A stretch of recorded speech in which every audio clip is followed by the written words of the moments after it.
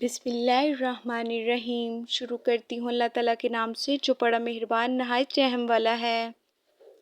ابو ہریرہ رضی اللہ عنہ سے مروی ہے، انہوں نے کہا کہ رسول اللہ صلی اللہ علیہ وسلم نے فرمایا، دو خوبیاں منافق میں جمع نہیں ہو سکتی، عمدہ سیرت اور دین کی سمجھ بوجھ۔ ابو ہریرہ رضی اللہ عنہ سے مروی ہے، انہوں نے کہا کہ ہم نے رسول اللہ صلی اللہ علیہ وسلم کے ساتھ عشاء کی نماز پڑھی۔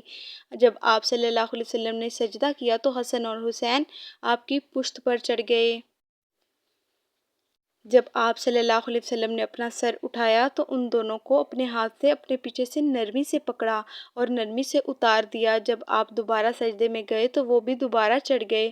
جب آپ صلی اللہ علیہ وسلم نے نماز پڑھ لی تو ان دونوں کو اپنی دونوں رانوں پر بٹھا لیا، ایک کو یہاں اور دوسرے کو اس طرف۔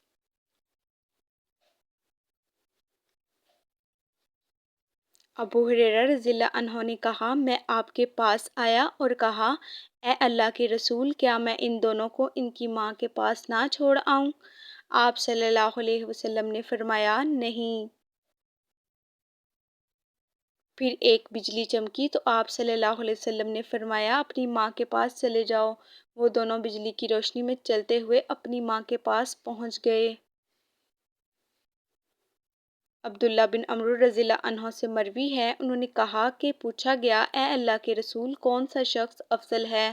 آپ صلی اللہ علیہ وسلم نے فرمایا، ہر صاف دل والا، سچی زبان والا۔ صحابہ نے کہا، سچی زبان والے کو تو ہم جانتے ہیں، یہ صاف دل والا کون ہے؟ آپ صلی اللہ علیہ وسلم نے فرمایا، متقی، پرہیزگار، صاف شفاف، جس میں نہ کوئی گناہ ہے، نہ سرکشی، نہ کینہ اور نہ حسد۔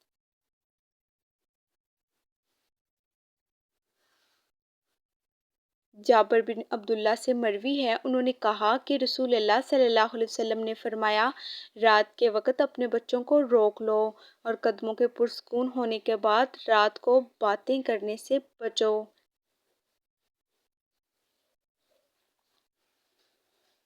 کیونکہ تم نہیں جانتے کہ اللہ تعالیٰ اس کی تخلیق میں سے کیا چیز نکالے گا۔ دروازے بند کر دو، چراغ بجھا دو، برتن ڈھانک دو اور مشکیزوں کے منہ بند کر دو۔ جزاک اللہ۔